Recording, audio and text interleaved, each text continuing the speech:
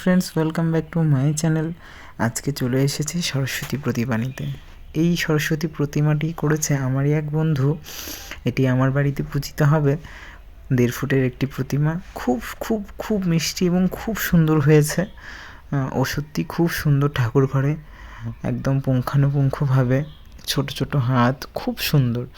আর আমি চলে এসেছি, সরস্বতী পুজো 2 দিন পড়েছিল, রবিবার এবং সোমবার। তো আমি রবিবারে পুজো করব, সেই কারণে আমি শনিবারে রাত্রেবেলা চলে এসেছি। তো রাত্রিবেলাতে অনেকটা কাজ করে রেখেছিলাম, আর সকাল সকাল ঘুম থেকে একদম ঝটপট উঠে পড়েছি।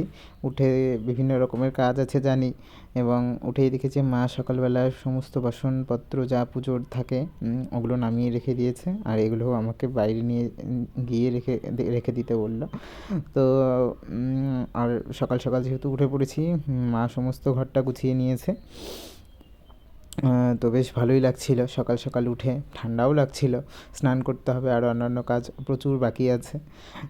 তো এবার চলো, যেই ঘরে আমরা পুজো করব সেই ঘরে আমরা যাই। আর এখানে সমস্ত বাজার চলে এসেছে, রবিবার ছিল, হাটবার। তো সেই কারণে সমস্ত বাজার চলে এসেছে, পুজোর যা যা যাবতীয় লাগবে। তো তোমাদেরকে তো বলেছি যে রাত্রিবেলা অনেকটা কাজই এগিয়ে রেখেছিলাম। আলপনাটা দিয়ে রাখা হয়েছিল, শুকিয়ে গেছে আর ভালো লাগছে দেখতে। আর এই হচ্ছে সেই প্রতিমা। সত্যি আমার বন্ধু খুবই সুন্দর একজন শিল্পী, আর প্রত্যেকটা মানুষকেই ভগবান তার সেই শিল্প সত্তাটা জাগিয়ে তোলে এইরকম কাজের মাধ্যমে। তো তারপর শুরু করছি ভোগের পর্ব। এখানে মুরকি হচ্ছে, তিলের নাড়ু দেখতে পাচ্ছ, পায়েস, এবং এখানে গুড়টাকে তৈরি করা হচ্ছে, জাল দেওয়া হচ্ছে। তো ছোটো ছোটো করে সমস্ত কিছুই মাকে তৈরি করে দেওয়া হবে। যা যা মানে ভোগের মাধ্যমে দেওয়া হয় সমস্ত কিছুই করা হবে। আর সমস্তটাই মা এবং বাড়ির লোক কাজে হেল্প করছে। এখানে লুচিও হয়ে যাচ্ছে, সুজিও হয়ে যাচ্ছে। আর এই পাশে যা জিনিসগুলো আছে সেগুলো আমিও দেখে নিচ্ছিলাম। এখানে ফল আছে, ফলগুলো কেটে নেওয়া হবে। আর এদিকে ভোগের পাশাপাশি সমস্ত সরঞ্জাম যেগুলোতে বিয়ের পুজোর সময় লাগবে, শাঁখা, পলা, আলতা, সিঁদুর, কর্পূর, গাঁটকৌছো, সিঁদুর, আলতা, সমস্ত কিছু যেটা ষোড়শ উপাচার ব্যবহার করা হয় উপকরণ। এবং এখানে রয়েছে পুষ্পপত্র, পুষ্পপত্রেতে রয়েছে দূর্বা, পুষ্প, কোষাকুষি, জলশঙ্খ, তিল, হরিতকি, পঞ্চশস্য, সমস্ত কিছু। আর এইদিকে আবারও চলে এলাম, এদিকে মায়ের জন্য খিচুড়ি ভোগ যেটা তৈরি করা হচ্ছিল, খিচুড়ির সাথে 5 রকমের ভাজা এবং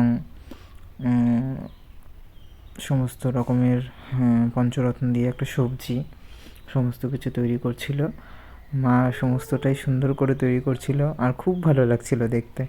নিজের বাড়ির সরস্বতী পুজো এ যেন এক আলাদা এক অনন্য এক অনুভূতি। ছোটোবেলার কথা সব মনে পড়ে যাচ্ছে, যে ছোটোবেলায় মা উঠিয়ে দিত, সকাল সকাল স্নান করে স্কুলে চলে যেতাম। আর এই হচ্ছে আমাদের বাড়ির সব থেকে ছোট্ট একটা সদস্য, হ্যাঁ বলা যায় সব থেকে বড় সদস্য। তো মা রান্না করছিল ঠাকুরভোগ, আর ও ওখানে গিয়ে তদারকি করছিল। তো বেশ ভালো লাগছিল সবাই মিলে। তো এখানে পঞ্চরত্নর জন্য সমস্ত সরঞ্জাম হয়ে গেছে, ফোড়ন হয়ে গেছে, এখন এটা দিয়ে দেওয়া হবে। তো তোমরা সমস্ত ভিডিওটা দেখো, তোমাদের আশা করি সব ভালো লাগবে। আর এরপরেই পুরোহিত চলে আসবে। ওইদিকে পুজোর বিভিন্ন কাজটা অলরেডি ডান, আর এইদিকে খিচুড়িও প্রায় চলে এসেছে হয়ে। তো পুরোপুরি এই দুটো পদ হয়ে গেলেই ঠাকুরের ভোগ পুরোপুরি রেডি, দিয়ে তারপর পুরোহিত আসবে, এসে আমাদের পুজো শুরু হবে। তো ফাইনালি এই যে আমাদের ঠাকুর ভোগ অলরেডি ডান হয়ে গেছে, এটা একটু বাকি আছে, হয়ে যাবে। তো তোমাদের যদি ব্লগটা ভালো লেগে থাকে অবশ্যই লাইক করো, শেয়ার করো এবং সাবস্ক্রাইব করো আমার এই চ্যানেলটিকে, এবং অবশ্যই ফলো করো এবং কমেন্ট করে জানিও কেমন লেগেছে তোমাদের। বাকি এর পরের পুজোর পার্টটা পরের ভিডিওতে আমি অবশ্যই পাঠাবো।